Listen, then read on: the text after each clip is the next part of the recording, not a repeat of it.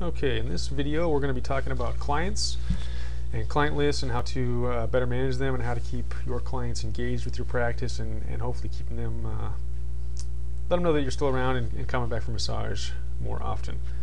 So what we're going to do is we've got our fake, as before in the video we had our fake therapist Ashley, and we have our fake user Joe. We're going to start with Joe. And Joe could just directly click on Ashley's profile here, but let's say he uses the search function, set a nice wide radius here, and she comes up and he sees she's 4.5 stars, so he checks her out. And this is what he sees. He sees all this stuff, he sees her schedule and everything, and because he had an appointment with her this last week, he wants to become a client. She told him about what exactly it means to be a client. He wants to become one. So the question is, what does it mean to be a client? Well, when Ashley goes to her profile, you'll see she has this announcements box. Now Joe doesn't see that because there's nothing there right now. But Ashley can make announcements about, like we said in the previous video, she's going out of town next week. She can offer specials. She can make updates to her blog. And she can also set client level access, as we talked about in the other video. If she sets scheduling access to client level only, then if someone's not a client, they can't make an appointment. So that's another feature about being a client. So she says, she told Joe he wants to be, or he should be a client. And Joe says, sure, that sounds great. He says, hi Ashley, remember me from last Saturday. Please make me a client. Oops. Joe sends his request off. Ashley, when she comes to her page, and of course this will go to, if she has it set up with Yahoo or Google or whoever, she'll get an email through that. Comes to her profile, she sees this message that Joe wants to become a client. Sounds good, this is his information, so she knows who it is. She clicks the link and she says, okay, I can either approve it or deny it without saying anything, or I can approve with the message or deny it with the message. It's always kind of nice to say something like, hi Joe, welcome aboard. Very friendly. The deny with a message is nice if someone just randomly sends you a request to become a client, doesn't really include any kind of a message. You don't know who this person is. It's always nice to be able to go back and say, you know what, I'm not going to approve you right now, but if you want to tell me who you are, maybe, and why I should make you a client, that'd be great. But she knows Joe, she approves it. And she gets an email that says she's added Joe as a client. I can delete that. Joe, when he gets his email at Yahoo or whatever, he sees he has a message, and she says, hi, welcome aboard, and there it is. There's not much to it, but you'll notice that when you go to Joe's profile now, Ashley's here.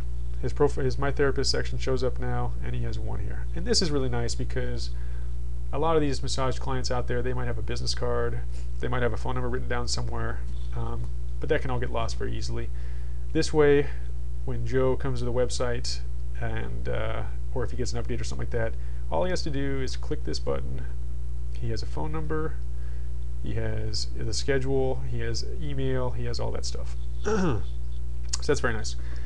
Anyway, so he is a client now, and let's see what that means for Ashley. How does she keep him more engaged? First off, announcements.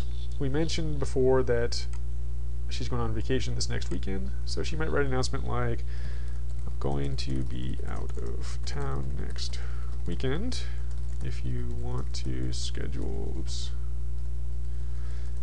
an appointment around, and then make it accordingly. I don't know, that's terrible English, but you get the point. So she posts this. We'll kill it in a week. So this is going to be posted while she's out of town. It'll stay there for a week and then it'll disappear. And when Joe refreshes this page, he then sees this announcement, and anybody who comes to this account, anybody that comes to Ashley's profile will say, okay, I have this information, so that if she's, for example, this is still going to be around in 1 week while she's out of town, so when someone comes there and if they send her an email and she doesn't respond, or if they try to call her and she's not around, they know why. So that's kind of nice. But if she wants to keep her clients engaged, and this is, if this announcement here is relevant to them, which this one certainly is, she can hit the Tell Clients button, make sure we give a kill date, and post that. It doesn't change anything here. It's the same thing, but when Joe will receive an email, that lets him know. His favorite therapist or one of his favorite therapists has posted a note. It gives him the information here. He can then just pull it up and say, okay, yeah, she's going out of town. Maybe I'll make an appointment Wednesday. Maybe I'll wait till she comes back, but at least I know what's going on. And I know she still exists, which is important to keep them informed about what you're doing. She can also do this. Say she, I wouldn't mind a little extra spending cash for the trip. So all massages are 1/2 off before I leave. Also, maybe not the best the best example, but you get the point. She can tell her clients, she can add to the specials, she puts a kill on it, and posts it. Once again, it doesn't change anything, except the new text doesn't really change anything here. What it does is it adds it when someone does a search, and she falls in there within the requirements and in their radius, her special will come up, like so. And if someone's interested, they can then pull up her profile and contact her. And the last thing we talked about was the blogs. If she quickly wants to post an update, she just hits this button right here. Say she's been training for something new. Finished my reflexology training. She's excited because that was very difficult. Make your appointments now to try it out, something like that. Obviously she read a heck of a lot more than this, but this is just a quick example. She posts that. That's immediately posted here, which is kind of nice. She can edit if she wants. She can delete it if she wants. You don't want to. But the important thing is that this goes out to her clients. Joe is a client. He gets email. This is from that last announcement we updated, so we can just delete that. We know that was a duplicate. But he gets this blog posting, and he may or may not respond to it. It doesn't really matter. What matters is that he knows she still exists. He remembers that she's around, and if he wants to read it, he pulls up her profile and checks it out. So that's nice too.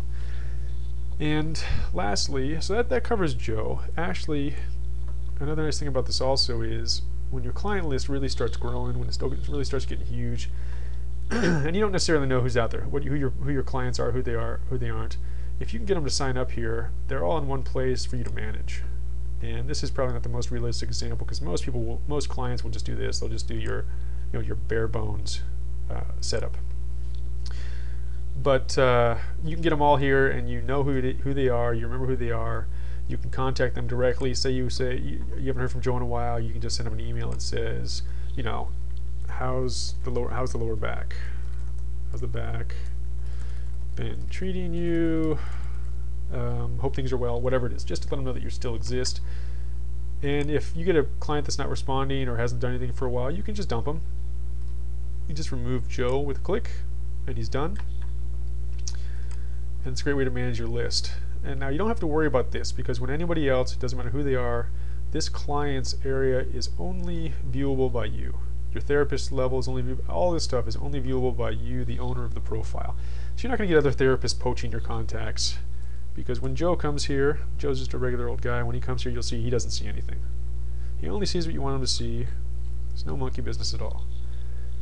And that's pretty much it. Those are a number of ways to manage your client list. You of course can also just send Joe an email if you like, and to see what's going on. But that's it. And I hope that makes your client management a little bit easier.